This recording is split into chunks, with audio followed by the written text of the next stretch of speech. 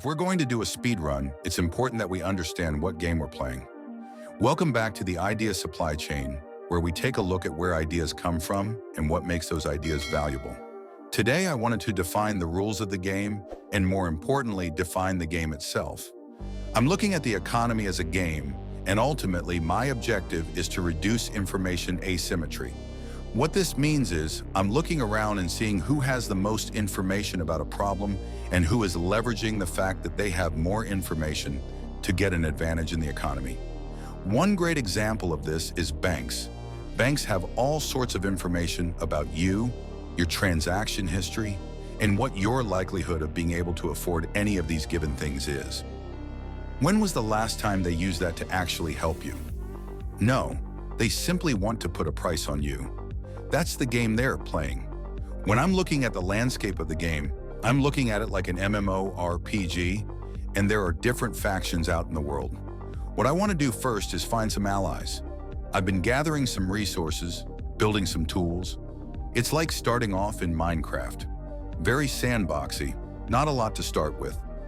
You're on your own. I've been working on gathering distribution. Distribution is a resource that allows me to reach more people with what I say and what I do. This channel is part of the distribution that I've gathered, and I'm hoping to continue gathering more because distribution is the key resource that I need in this game. Once I have enough distribution, everything else becomes easy. It is the OP resource in the game beyond anything else. That's why we need to be careful about who we give distribution to. I want to be very clear with the distribution that I'm mining that it is a free-range, organic, open-source distribution in the sense that I'm not only saying things that I'm going to do and then doing them, I'm also explaining how I'm doing them and why I'm doing them. This is a very specific thing that I'm attempting to do here, connecting capital plus attention to do things that people don't believe is possible.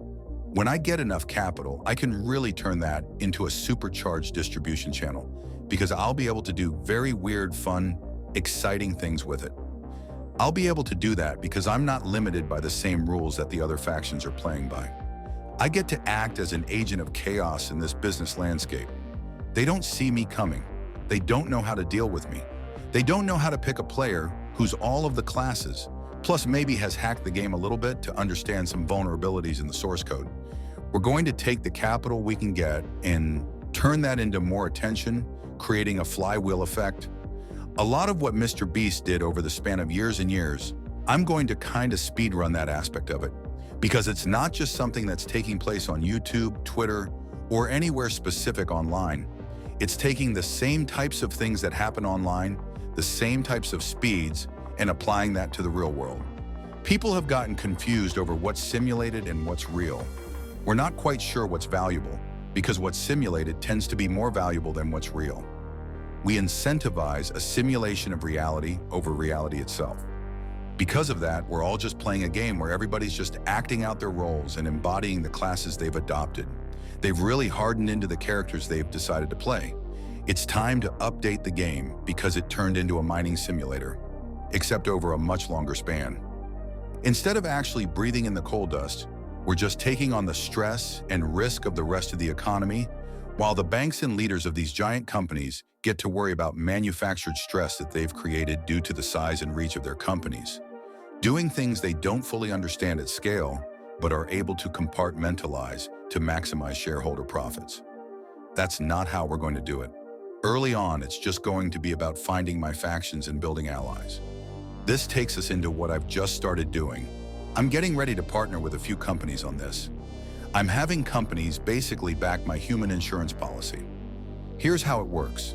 When I find a company that wants to work with me, or I find a company I want to work with and we get connected, I'm going to start working for them for whatever they can currently afford easily. It's kind of a monthly retainer. They tell me what they think is most risky, what they are most afraid of absolutely wrecking everything they've got planned. I'm going to take that and as little money as possible and turn it into a series of lottery tickets in the form of content, stories, connections, and products. I can do a lot of things, and that's where this gets difficult to price. Instead of trying to price it, I just said, let's start low, whatever that looks like, whatever is affordable to you. We're just going to try to build forward. I'm going to try to give you so much value that it's easy for you to say, take more money because you're so obviously doing good things and we're growing because of what you're doing. We want you to be able to do a lot more of it so that we can continue to grow. This is getting really fun because I get to craft stories that are very specific. The brands that I partner with, I don't just want to buy from or be an affiliate for where I just make revenue. No, I want to embody the vibes, the spirit, the soul of these products in the stuff I create about them because I want to understand them and help these companies reach the people they're looking for. We're going to build a different layer on top of the internet, a higher level of abstraction that doesn't rely on specific protocols. It just gets to exist in the minds of people because it's based in relationships that we want to continue. With that, I'm able to open up to brand partnerships. It's kind of like having an influencer deal, kind of like having a developer on staff, kind of like having a genie. It's going to be a lot of different things, but it's going to be really cool. I've already started to see signs that it's going to be incredibly cool. I can't wait. And I'm going to leave you with a little teaser of what's going to be coming soon. Things are going to start getting weird.